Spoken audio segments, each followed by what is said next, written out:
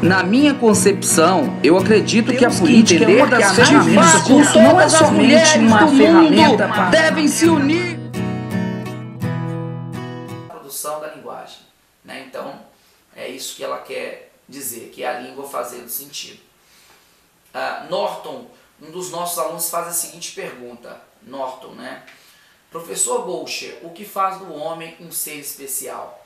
Bem, Norton, o que faz do homem um ser especial, podemos dizer o seguinte: o homem tem a sua capacidade de significar e significar-se, ou seja, dar sentido às coisas e dar sentido a si mesmo, quanto ser social em construção, é claro. Então, portanto, o que representa, Norton, essa capacidade é a língua, que, segundo Orlandi, é a mediação necessária entre o homem e a realidade natural e social. Ela ainda vai dizer, Orlandi vai dizer que essa mediação, que no caso é o discurso, que torna possível tanto a permanência, veja bem, a permanência e a continuidade, quanto o deslocamento e a transformação do homem da realidade em que ele vive, né? O que Orlandi quer dizer com tudo isso é que o trabalho simbólico do discurso está na base da produção da existência humana. Então, a sua pergunta foi bem pertinente, né? O que faz o homem um ser especial é a linguagem, é o modo de usar a sua linguagem, transformando em discurso, né?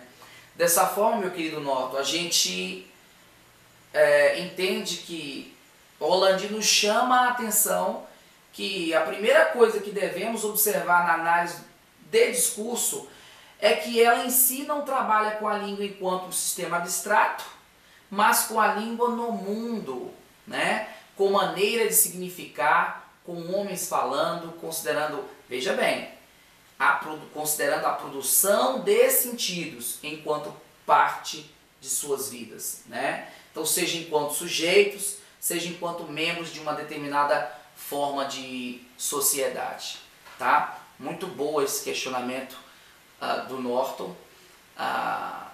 Valeu, Norton. Muito bem. Isaura. Bolcher, com que o analista de discurso se pauta para encontrar as regularidades da linguagem e entender que está analisando o discurso? Nossa, que essa pergunta foi porreta de boa, bichinho. Muito boa mesmo. Muito bem, Isaura.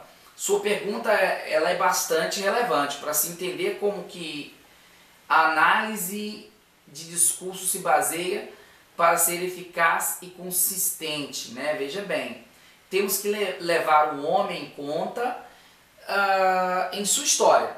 E depois, em segundo lugar, as condições de produção da linguagem e em terceiro, com a análise de relações estabelecida pela língua com os sujeitos que a falam e as situações em que se produz o dizer, né? Bem, a partir daí encontramos as tais regularidades da linguagem em sua produção, é claro. Aí se percebe o que?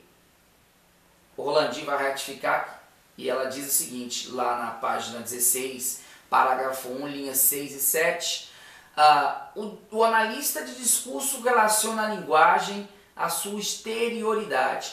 Dessa forma, então, falamos de contexto histórico, claro, e coadunado ao mesmo tempo, inserido nele o homem, né, fazendo sentido através de sua produção de linguagem. Isaura, espero que tenha entendido em resumo que aqui estamos dizendo que é na exterioridade que o analista do discurso se pauta para encontrar as regularidades da linguagem e, assim, analisar discurso, né? Mas sabemos que a análise de discurso, Isaura, tem outros pilares também, né? Que embasam a teoria. Vamos beber também lá de Marx e o materialismo histórico, né? Nesse caso, estamos representando a exterioridade da produção de sentidos, né? Mas também, nós vamos também trabalhar a linguística de Ferdinand de Saussure e a psicanálise de Freud. Então, esses três pilares, né? A linguística, o marxismo e a a psicanálise de Freud é que vai embasar a análise do discurso. Catarina pergunta: qual a relação da linguagem e da sociologia?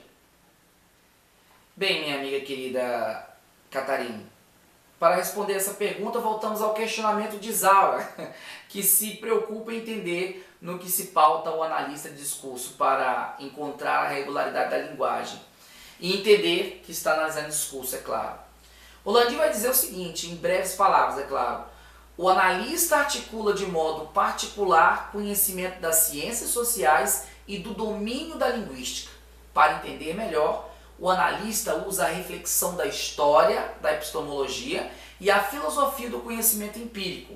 Essa articulação, ela objetiva a transformação da prática das ciências sociais e também a dos estudos da linguagem. Entendendo isso, fica fácil responder a sua pergunta, Catarina. A relação da linguagem e da sociologia está na articulação das duas para entender a produção de sentidos. Só isso. Veja bem, em uma proposta em que o político, social, e o simbólico, linguagem,